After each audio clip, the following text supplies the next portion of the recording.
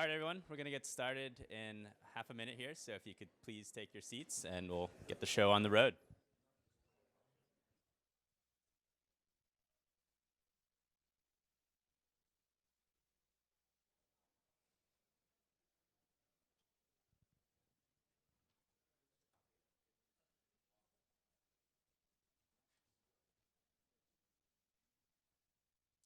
All right, everyone, good morning. Welcome to today's talk. Email template. You're probably used to the drill already, but in terms of a few housekeeping items, we ask that in terms of questions, please submit these on the app. I know there'll be a lot of great information today, and we'll try to get to as many as we can, so please submit them on the app so that we can field them towards the end. And no worries about getting everything down. This is going to be recorded and given to you guys later, so definitely feel free to take as much notes as you can. So for our first presenter today, while she's only been at Klaviyo for less than a year, she's been really a rock star on the team. As a top performing individual on the sport team, you've probably had a chat with her, an email with her to this point today. And she's really well versed in the platform when it comes to sign-up forms and templates. She's actually our go-to individual when it comes to training current Klaviyos and new team members that we have on board. Today, she's extremely excited to share this knowledge and wisdom with you guys. So everyone, if you could please give a warm welcome to Natalie Higgins.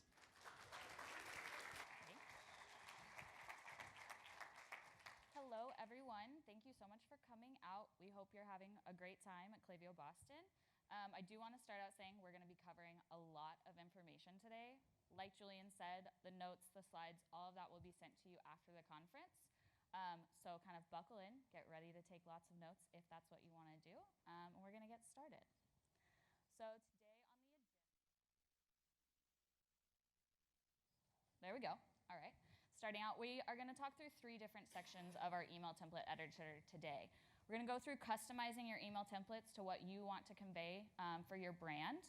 We're going to talk about implementing various Klaviyo features to personalize your emails for what your customers either need to see or want to see. And then we're going to go through utilization, how to use these features that we cover, and a little bit of kind of next steps for you and how you should be preparing your emails to convert for your business. At the end, we'll have time for question and answers. Like Julian said, if you will submit those through the app, we'll get to as many of them as possible at the end. So starting out, we are going to talk about what we're not talking about. What we're not talking about today is our design basics or best practices. There are lots of places for you to find these, but we don't want to cover that today. Any content creation strategy or custom HTML and CSS. Instead, what we're going to talk about is Klaviyo features in our template editor, using them hand in hand with best practices that you can find on other locations, and then implementation and next steps for you and your brand. So the first part, just getting before we start, I'm going to talk about our blog and our help center for just a second. These are 2 great features that you can utilize for finding best practices if you have questions about those, learning about upcoming Klaviyo features. We offer how-to guides, including various video learning, weekly live webinars, and then also our guides. And my favorite part, the Klaviyo frequently asked questions section. If you haven't gone through here before, it's a feature where you can find questions about specific parts of the product that other customers have asked, that our product experts have answered. And it's a great way for you to figure out kind of some of those basic questions without having to reach out to us and getting an answer very quickly for yourself. Stepping into customization, the first thing I'd like to talk about is custom fonts and emails. Custom fonts need to have a purpose within your emails along with the rest of your design. The purpose of that would be branding, maintaining it across all of your platforms, whether that's your social media feeds, your emails, your website. Those are kind of the reasons that you would use custom fonts in your emails. At this time, we have 3 supported types of fonts. We have Google-hosted fonts, Adobe-hosted fonts, and also self-hosted if you want to do that option. While Klaviyo supports all of these fonts, unfortunately at this time, not all inboxes render or support these fonts. This is why we always suggest having a backup font in place. Where custom fonts render at this time is Apple Mail, iOS Mail, and then the default Android. So something to take into account whether you are going to utilize custom fonts, because you want it to render for your customers based on where they're viewing. So take a look into that and see whether it's something that works well for your brand. Using within the template editor, you can support this within text-based blocks. That includes table blocks and split blocks, which allow you to have various columns and rows. Anything that has text, you can use these. So if we were to look at this within an email template, we're going to click in here, sorry. There we go. We're going to come into a custom font template that I've created just to see what this looks like and how to set it up. You're going to click into the text blocks where you want this. You only need to place the URL for this in the source code of the first text block of the email. It will affect the rest of the email. You're going to input this source URL for your font, as well as assign whether it's going to affect paragraphs, headings only, anything along those lines. And then you're going to add a fallback font. This is what's going to render in inboxes such as Gmail, anything along those lines. So you can see right here this custom font is rendering. It's different than our other fonts. That's a great example if you wanted to do something that matches your brand best. What do we want to do, though, if we want this supported across all inboxes and in all blocks of the template editor? As I stated, it's only available in text-based blocks right now, so if you want your buttons to be in your custom font, we have two workarounds. You can either create a JPEG or PNG file similar to this one you can see on the right-hand side and say Photoshop or another template photo editor, export that and upload it as an image block in your template. Then it will render across all. You can still link to various products through our link URL, or you can look into custom HTML.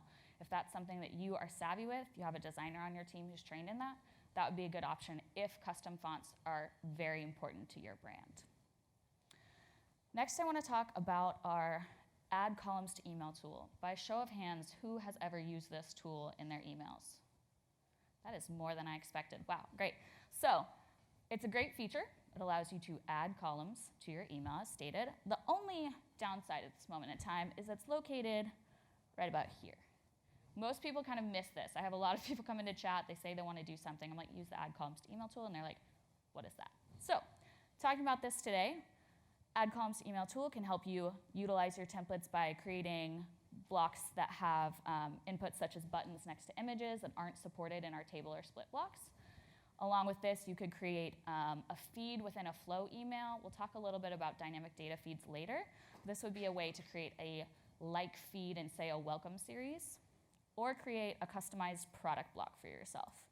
Maybe you have specific information that you want according to each product. You could add columns to your email, input text blocks, image blocks, and buttons that would redirect the customer back to the product. That's something you could use. So when we put this in an email, we're going to drag and drop the Add Columns to Email from that lower right-hand corner into our email template. We're going to select where we want these columns to be added, and when you drop, it's going to pop up with, okay, what types of columns do you want to add? Do you want to add certain percentages where maybe one column is taking up 2/3 of the template compared to another? We have a few different options for you there, with the most being 4 columns at this time. If I wanted to utilize this, say, with 3 various different columns, me as a brand, I could create an Instagram-like feed or flow looking message within my welcome series that maybe encourages my customers in the 2nd or 3rd email of our welcome series to follow us on Instagram, build that relationship across multiple channels. The way I have this here is I have all my images, but then at the bottom, I've also got a follow us button, which is going to redirect back to my Instagram. So this is a great feature if you want this kind of something within a flow message, maybe building your brand, since you won't be able to actually put an Instagram feed in flows. Now that we've figured out how to customize our emails a little bit, we're going to look into implementation. We have 3 different sections that we're going to cover in implementation, and we're starting out with using the dynamic data that Klaviyo has for you on hand. For dynamic data, we have 2 types. We have profile dynamic data, and then we also have event dynamic data. The profile is going to be something along the lines of the first name, any custom profile properties, and the events are going to be as a customer starting a checkout, placing an order, anything along those lines. When you utilize your dynamic data, it helps you either personalize your emails for your customers or remind them of, hey, maybe they abandoned their cart. Let's see what was in the cart. Maybe we'll provide them with extra options of things they could add to their cart. And then also if you have a subscription renewal, this would be a great way to remind a customer, hey, about 45 days ago, you ordered a 60-day subscription of this product. Maybe it's time for you to re-up, and you can send that through using dynamic data.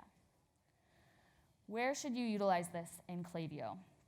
At this time, profile data such as first names can be used across all types of emails, whether that is campaigns, flows, or transactional.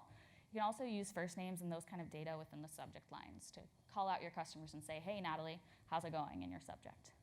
For event data, this is only available in flow emails that are triggered by the event. So if you have an abandoned cart flow triggered by a checkout started event, you can populate that email with this checkout started event data. We're going to look into each one a little bit more closely now. So for dynamic customer data, we have personal information such as customer location, if you maybe have an event you're looking into, contact information such as their email or phone number, anything along those lines. And then you also have custom profile properties. There's a lot of possibilities of what you can have within these custom profile properties. Most often, our customers use them to get interests and preferences, such as how often do they want to be emailed. Maybe if you're selling some sort of, say you're selling pet food and it's animal specific, do you want to know whether your customer is signing up for cat food or dog food, something along those lines. You can ask for those different things. If you have sectioned out, you could ask whether someone is, a buyer or a seller, anything along those lines. And then finally, you can connect birthdays and anniversaries. If you want to collect those special dates, maybe send customers something on a special date, such as a birthday, if that's something for you. So what does this look like within a customer profile? We're going to switch. Thank you. All right. So when we come into our customer profiles, we have lots of information that you can go into. Just a quick review, you have your metrics up at the top. This is any sort of activity that is coming through e-commerce integrations, setups. You can come down to our list and segment section. You can see when a customer was added to a list or segment if you want to know that. Remove them from them if you need to. You have your contact information collected, and then down here is the information we can put into our emails, such as a birthday, where they came from, why they joined our list perhaps, and if they have any rewards points if you use a rewards platform. These are all things that you can place into your emails to make them more personalized to your customer. So if we want to look at this in a flow of how we could utilize this, we're going to look at a flow that's telling our customers to brighten up their Monday, being sent on a Monday at 3 p.m. I'm going to click over into the edit for this, and we're going to see how it's personalized for the customer using a first name and also pointing out reward points available. So we scroll down. We've got our first name tag along with the default for anyone who doesn't have a name. It's going to render blank. You could put something there if you wanted to say hey there. We also have a lookup for our rewards points. When I preview, I'm going to come in and make sure I'm previewing this with a profile that has both of these filled out so that I'm ensure that I know what it looks like for the customer. You'll see it change up there, previewing email as. That's really important to make sure which person you're previewing the email as. When we scroll down, we'll see that it says, hey Natalie, that's my first name, and that says that I have 545 reward points left. We can give them a button that says redeem my rewards, lead them to a specific page, and we can also provide them with maybe here's an idea of what you would want to purchase. All right, moving on to dynamic event data. We've got 3 different sections of dynamic event data that we keep for you. We have our e-commerce events for those integrations that we have built out, such as BigCommerce, WooCommerce, Shopify, Magento. That can include checkout started, placed order, ordered product, anything along those lines. If you have it set up, we have website events such as active on site and viewed product. You could also set up a viewed page event if you wanted to track which customers are being on specific pages. And finally, we have custom API events or third-party integrations. These are going to be your rewards programs, your subscription services such as Recharge, any shipping services if you use AfterShip or ShipStation. There are lots of options here, and you can use those events to trigger flows and also populate the data that comes over with them into your emails. So when we look into event data, we're going to get started with an abandoned cart here. We're going to get a little bit technical. So I just wanted to point out our flows library before we get started. You can always build a flow from scratch and populate your email templates with whatever you want. But if you do want to utilize the pre-built flows that we have available for you in Klaviyo, you can do that by searching for a specific type, seeing that it has it up, name it whatever you want, and then you're going to scroll down and just say create flow. This is going to allow you to have a flow pre-built with the correct tags to populate your event data, anything along those lines, and you can go and edit them at your leisure to match your brand and the personalization you want available for your customers. So if we look into this, we're going to talk about data for just a second. Who here feels like they know anything about how an abandoned cart block actually shows what the customer has purchased and how that data functions? All right, we got 2. Jeremy's got it for us. There we go. So we're going to talk about this just a little bit. It's important to know that Klaviyo is not just magic. We have our blocks set up to render your event data as you want it to show to your customers, but you can also build this and utilize it as you wish if you know how to do that. So when Klaviyo event data comes over, it contains variables for the items in an event, any images, maybe the source. It's going to have URLs if you're trying to redirect your customers back to their checkout or a specific page. And then it's also going to have their info. So maybe you want to populate their shipping address based on what they've sent over in a placed order event. You can do that within your emails. When we look into event data, it comes over as a property array cascade. That means that for each amount of event data, there's going to be kind of a header, and then it's going to have everything underneath that. So say you have items, you're going to have the items underneath that. Each piece of event data in Klaviyo has its own specific tag where you could look up just that one little bit of information. But for the abandoned cart, what we want it to do is see, all right, we don't want to have to guess, is this customer going to have one item in their cart, or are they going to have 25, and then trigger split them in their flow based on how many items they have so you have enough showing of their items. Instead, we want to put one dynamic table block that's going to replicate for each item in a customer's cart and show them that information. When you look into those tags, each item or each section is designated by starting with 0 for your first item and moving on 1, 2, 3. We'll see that in the tags in just a second. Looking into this information, you can preview your event data in metrics, which we're going to see up here on the right-hand side, as well as in the preview feature for your flows. So if you wanted to look into the checkout started events details, you can see like a pretty kind of, here are the items contained, here's the quantity. You can also look into the timestamp and see all of the event data for this event. You can see we have an extra a checkout URL provided for our customer. We have all of the products. We have their prices. We have their product IDs. Pretty much any piece of information that you want, we've got contained within here. You can see that it's a lot of information. So we do our best to make sure that you know exactly what you need, and that's why we have our pre-built flows. So if we wanted to look at this information in a customer profile, we can certainly do that. You can come into a customer profile and click up on the left-hand corner, and search for a specific metric, say checkout started once again. Again, we have this details option to see a pretty view of what the customer has in their cart, and you can also click through the timestamp. So this is a great place to look at it. If you're questioning for a specific customer, what item did they have? Did it come across correctly with the right variant? Those kind of things if you ever need to check. You can search using Command F or Control F, depending on your computer, for a specific part of the product, such as the title, as you can see there. And we're going to move into how we build a dynamic table block. Has anyone built a dynamic table block from scratch before? You are impressive. You are impressive. There we go. Great. Okay. So we're going to kind of just walk through this really quickly. And when I say really quickly, we're going to slow it down a bit, and then we're going to speed it up at the end. So if you come into an email template, right now we're in an abandoned cart email template, so we're going to be building a dynamic table for that. You see this table block available over for you in the blocks section of your email template editor. We're going to drag and drop that into our template, and you're going to see that it automatically populates with 3 columns, 2 rows, some column headers that we can remove later, as well as that border line we can remove later, and it has just a text block within each one. We're going to click over into the rows. So we switched from over here at the columns over to rows. We're going to see by default this comes up as a static table block. For this to repeat for every item in a customer's cart based on how many items they have, we need to switch it over to dynamic. So if we're in here, we're going to switch from static to dynamic. And you're going to see that the information below disappeared. This is important to note if you're building this and you start with it as a static and then you switch to dynamic and you've already input things, it's gone, which is terrible. We're working on that for you. But that is important to note. If you're going to switch, make sure that if you put any information in there, copy it out before you switch so it's an easy copy and paste back into the block for you.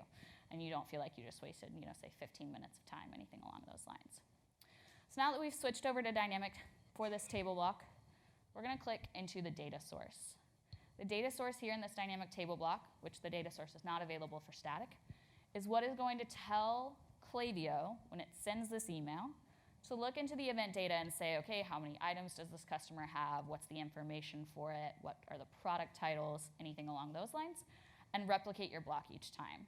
This saves you from using the block repeat feature, which, while great, isn't necessary for your abandoned cart emails.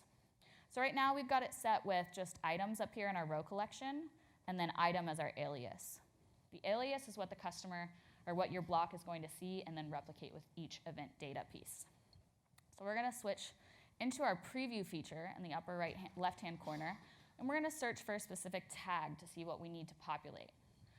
If you look here, this is the tag for the first item. You can see that designated by this nice little 0 right here. If we were looking at the second item in the cart, it would have a 1, anything along those lines. What we're going to do is we're going to take everything before the 0, this event.extra.line_items. This is differing based on integration, so you'll want to make sure you look into your specific data before setting this up. But you're going to look into that, and you're going to make that what the block sees when it's looking at the word item. That's going to allow us to replicate this block for each item in the customer cart. So instead of putting in this full tag of event.extra.lineitems.0.product.title, I'm already tired, we are going to instead say item.product.title, and the block's going to automatically replicate for each one of those items in the cart. So once we've got this set up, we're going to click back out of our preview feature, and we're going to adjust our row collections to say event.extra.lineitems, which is what we want the event data to see and pull. Now we're going to click over, once we've got that set up and secure, into our first column. In your first column, you're going to switch it down. This could be according to you if you want your image on the left versus on the right, which column you choose. We're going to switch that from a text block to an image block. However, when we use this, we're not going to put a specific image block in because we don't know what item the customer is going to have in their cart. So instead, what we're going to do is we're going to put in a placeholder image. This is essentially going to look into the event data once more. It's going to find the source URL for each product image, and then it's going to replicate that within the block. So we're going to save out that placeholder image, and we're going to switch over to column 2 to look at the text. By default, Klaviyo provides 3 things to put into an abandoned cart: the product title, the quantity of the items that the customer has in their cart, and then the total price for that item. You can obviously adjust this to what you want to show, whether you want to show maybe a line price or a sale price, whether you want to show the quantity or not. There are lots of different options for you. We're going to adjust just a few more things, and then this block will be set up, and we'll go through it once more. We're going to switch into our block styles, and we're going to remove the border top that you saw right here. We're going to make it 0 pixels, and it's got rid of this gray line above here. We're also going to adjust padding. This is just simple design. How do you want it to formulate for you? And then finally, we're going to adjust the size of our item.product.title so that the customers see that first and foremost and know what they were looking at. So we've got our product block looking the way we want it to. See how this acts in an actual live email. So we're going to click into this email. We have our dynamic table block set up here. You can see the placeholder image as well as the customer information. We're going to switch over to rows to make sure that our dynamic data source is set up accordingly. Our block is set to dynamic, not static. That's good. That means it's going to replicate. We're going to click over to the data source. We've got it set up correctly according to our event data, again, integration specific, to pull and replicate for each item within that cart. We're going to see that we've got our item.product.title signed up so the customers know what they were looking at. We also have our quantity and our total. So if we're going to go preview this, let's look at this started checkout that has 4 items in it, and we'll see the block replicate 4 times. I'm going to scroll down. First, I'm going to look up to see what this would look like if I were searching for a tag. You can go and click on the item within that event dynamic data, and then it'll show you the exact tag for that item. That's a great feature if you're ever wanting to find something that's not within the default block. Maybe you want to tell someone that there's a SKU specific to it. So we're going to come down now, and we're going to preview this as the order that had 4 items. Clicked in. We have our first name showing thanks to personalization. We have our 4 items. Those titles can link back to the customer product page, but they don't have to. It's all up to you. Quantity and total price. And at the bottom, we typically have a button that says return to cart, and you can input the URL specific to that customer within there. That way, you're not just directing them back to your home page. It brings them back to where they were previously. All right. This leads me into one of my favorite features in the Klaviyo template editor, which is the hide show feature. What this allows you to do is determine whether or not a block in your email template is showing to a customer either based on their personal information or based on specific event data. This means that you don't have to split out your flows in various ways, which can be a good thing, but allows you to have one template that maybe has various different options for you. So, looking into the things that we can filter on for this hide show block, you can look into your item quantity. Maybe if there's a customer who only has 1 item in their abandoned cart, you want to encourage them to add more items to their cart, so you're going to show them a product block. Secondly, you could look at a specific item or collection. If there's something that maybe customers need a little bit more information on, you could have an extra text block show if a customer has that item in their cart. And you can also look into tags or customer info. Is your customer a VIP? Do they have a specific wholesale tag? That's something you could choose whether or not to show a block in. And then you have personal event data, customer profile information. That could be anything like their location. Maybe you have something that's only available to your customers within the UK or the US. You can show them those specific blocks, and then you don't have to worry about your customers in other locations seeing that and then maybe reaching out to you for a location-specific sale, anything along those lines. You can do the custom profile properties and as well as customer rewards. So maybe if a customer has rewards left, you have a block that shows in their abandoned cart saying, hey, you have these rewards to use. Why don't you utilize those in placing your order? Looking into this in a live email, we're going to show a product block to our customers that only have one product in their cart. So we come in here, we've got our product block set up from our block section. We have it pulling all 3 products to show to a customer, and we're pulling from our popular category. We're going to come up to this question mark up here at the top, and we're going to adjust this from off to on. We're going to use an event lookup tag. This is going to look into the customer's abandoned cart and see is their item count equal to 1. We're going to save this block here, and then we're also going to save the product block itself so everything is in place. First, we're going to preview it as someone who has 4 items in the cart. When we get into this preview, we should scroll down and we shouldn't see a product block. Great, but let's make sure it's not broken. Let's make sure it's actually working. So we're going to switch over to a customer who only has 1 item in their cart and preview that one. We're going to scroll down and we're going to see that that product block is now showing. This is a great feature for you to utilize to make sure that your customers are seeing information specific to them and their habits. Moving on from the hide show feature. We've gone through a few different things of showing the various data that Klaviyo has for you on hand. But we're also going to talk about how you can gather information about your customers through emails, specifically using buttons. So, when would you want to utilize buttons and emails, and how can you gain from this? Maybe you have a sign-up form on your website. You ask a customer for their first name and email, and then later you test one where you also ask for a birth date, interest, various things, and you see that your second sign-up form didn't convert as well as your first sign-up form. Maybe that tells you that your customers need a little bit more information about you and your brand before they provide information about themselves. What you can do with that is you can utilize buttons in your emails, maybe in your welcome series flow, to gather information from your customers about what products they're specifically interested in, why they joined your newsletter list, anything along those lines. You can use buttons because it gives the customer an easy option. You could have them provided A, B, and C, something along those lines. And it also allows you to redirect the customers back to your website when they click on those buttons, getting them back in touch with your product. When should you utilize this feature? You can use it at any time. I suggest within welcome series is to gather more information from your customers, or if maybe you're trying to update your list, you want customers to update their preferences on how often they receive emails from you, give them 2 options. That's going to update a custom profile property on their customer profile in Klaviyo. So implementing this in your emails, all you need is a button block. In this email, I have 3 buttons available for my customers, and I'm going to set this up with a link URL to update a custom profile property in the customer profile. When you look at the template that we provide you and you're going to input your specific personal information, you have it saying update profile property link. This is how it knows to update a customer profile property. You're going to input in the first set of quotations the profile property you want updated. This is going to be where it's stored on the customer profile.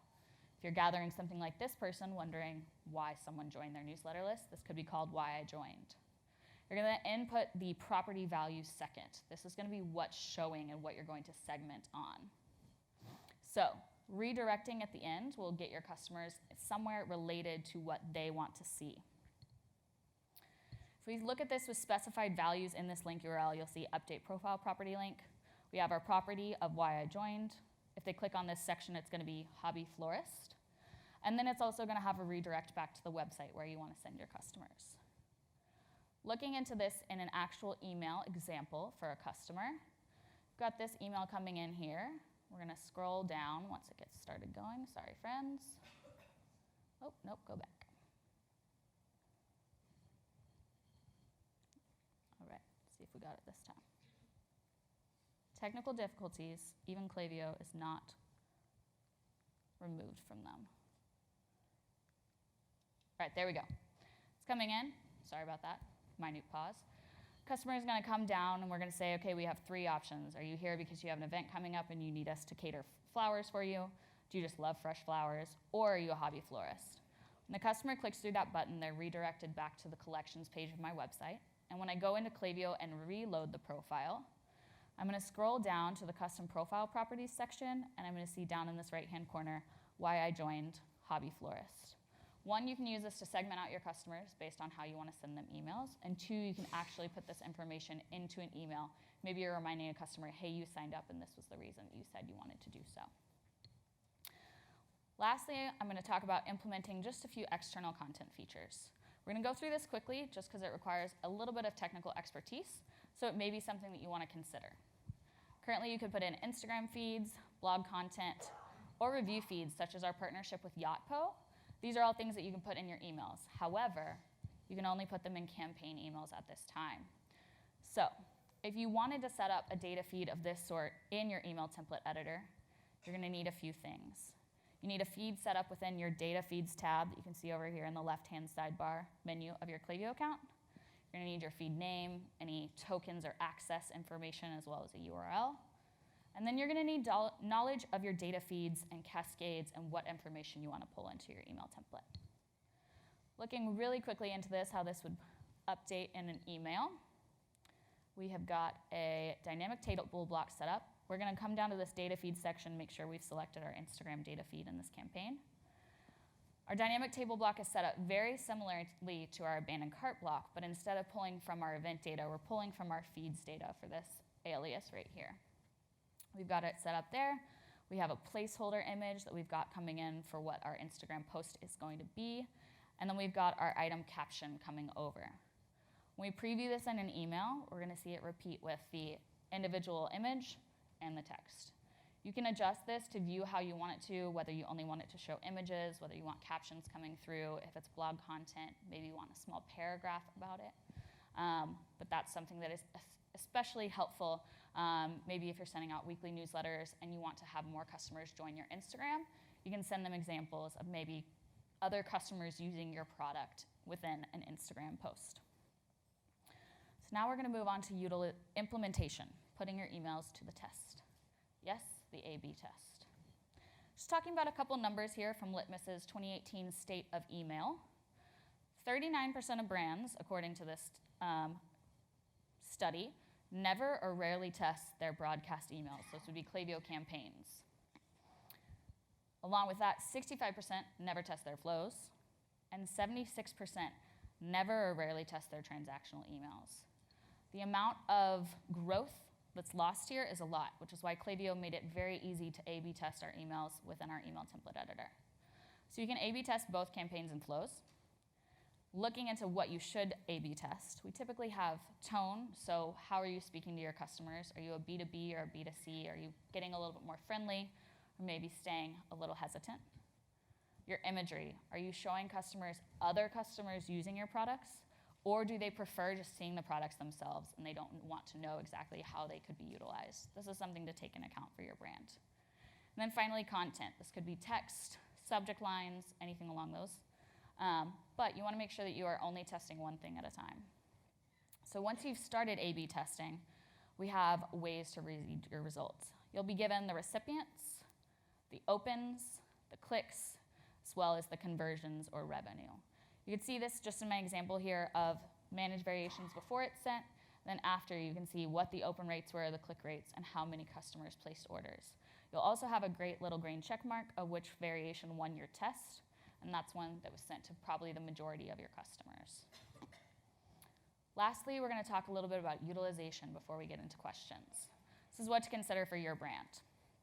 So you want to consider, who is your audience? Are you working B2B or B2C? This is really going to adjust. If you're B2B, maybe you're working on more text-based emails only, versus if you're B2C and you have an audience who's really expecting a lot of maybe influencer content, you're going to have more image-driven emails through Klaviyo. What is your business personality? This is going to affect how you interact with your customers and what kind of personalization and data you include. And then finally, how do your customers expect you to communicate? This is important to consider in the fact of how many channels should you be working across and how many channels should you be making sure that you're data and your events and your branding look the same across. And next, we're just going to talk really quickly about how you can use Klaviyo data that we gather after emails are sent to then affect how you are improving your marketing and email strategy in the future. One important thing to look into is what devices are your customers typically using. Within Klaviyo's advanced reports, you can see, are your customers mostly opening on desktop or mobile? If you have something like, say, 60% of your customers opening on mobile, put your focus towards that design. Within your Klaviyo email template editor, you can switch between desktop and mobile to see what it is. And you don't want to spend 10 hours focusing on desktop design, only to have your customers open all of their emails on mobile. This is something important for you and your team to consider. And finally, we have our flows and campaigns analytics that you can look into for open rates, if you're doing A/B testing, anything along those lines. And also the Klaviyo Dashboard Analytics tab. So it's a super great place to bring your flows and campaigns analytics together, see your overall open rates, see what countries you're being opened in, what kind of devices. Those are all the things that you can look into. So I know that was a lot of information. We've gone through a various number of things for customizing your email templates, implementing various Klaviyo features, and also utilizing that to improve your marketing strategies and overall your conversions and relationships with your customers. And now we're going to move on to questions. Thank you, Natalie. I guess everyone please give a round of applause.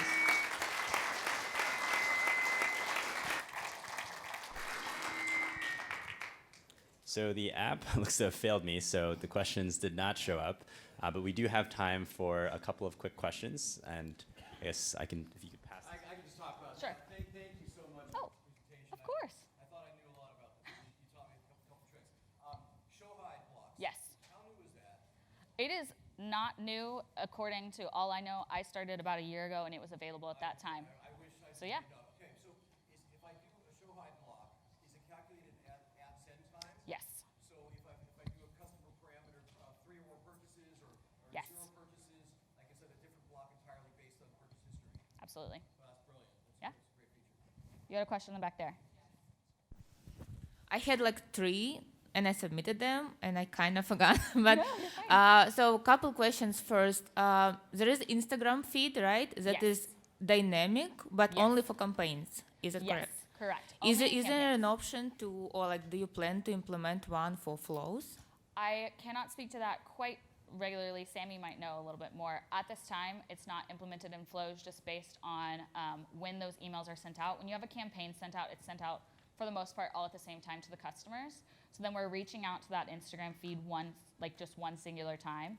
When it's going to flows, you're sending to customers at various different times. And through the integration at this time and through the way data feeds work, it's not possible to hit it that many times. So. Okay, and then another question. There was like check mark on the slide next to Yes. the winning variation of Yes. A/B test. What is it based on? Like, because if I test different things, I might Yeah. have like considered different metrics when I want Yeah. to pick the winner. So is Klaviyo optimized for that? Yes, so what you're going to do when you're A/B testing a campaign or a flow, well, for flow emails, it's going to be a little bit different with A/B testing, but for campaigns, what you set it to do is you say, okay, over 4 hours, could be a different time window, you're going to send to 20% of your customers. It's then going to either look at open rates or click-through rates for the 2 variations that you send out. You're going to choose whether that's open or clicks that you want it to go based off of. And then at the end of that testing time window, it's going to send the winning variation, which in that example was winning B, to the rest of the, say, if you did 20% in your first test, the rest of the 80% of your audience. Yeah. Got it. Okay, thank you. Sure. Yes. Is there a way that we can find all the different variables that we need to pull in? So when you're creating a dynamic block, Yeah. you have like the embedding parameters Yes. for integration. Is there a way we can find out what embeddings are specific to our integration? Yes, so it's really only going to be for the integration what the specifics are. There are certain things like Shopify sends over a responsive cart URL as opposed to WooCommerce, you have to build one that kind of redirects your customers back. But specifically, the main difference there is whether it says, and this is really it, event.extra.line_items or event.extra.items. So the way you find that out of which one yours is pulling in that event data is you click into the preview feature, you search for anything in there, and you click on it. And when you click on it, it populates with the tag, and then you'll see that first section of the tag is either the event.extra.line items or the event.extra items. And then you can scroll through that information, everything you have contained, click on the tags and see what you want to populate. You'll just always want to put in that alias of, instead of looking for the event.extra, to just look for item, and then it'll replicate for each one. Yeah? We have time for one last question. Yes.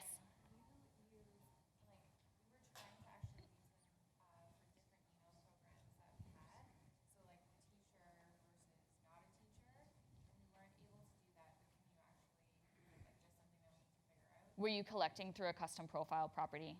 Yes. Okay, so just to reiterate that question for anyone who didn't hear, she was wondering if you could have a block show to someone whether they were a teacher or were not a teacher. Yes, you can absolutely do this using a custom profile property. Typically, it's just looking into the setup. So if you want it to be equals teacher and you wanted the block to show to then someone who has that property set to teacher, you would have it look up the name of your profile property in the quotations, and then have an equal sign, and then have the value that you want. So it would be teacher. And then if you want it to show on the opposite side, if you would only want it to show to non-teachers, whether they have the profile property or not, you're going to add an exclamation point in there. It's called a bang within code, and it's going to be not equal to. And so then if a customer either didn't have the tag or it was set to a different value than teacher, they would see the block. Yes. Yes, there are help docs for all of the things I discussed today. Great thing that we are going to be sending out these templates to you with all of our slides. And within my slides, I put links to all of the help docs. So if you have something specific when you're looking into those things, you can just check out the notes once you get these. It'll have a link to each specific help center article. Along with that, if you have any questions, you can reach out to our team, the support team, via both email and live chat for the rest of the conference and every single day. And we can always point you to the specific help doc for something. All right, thanks so much, everybody.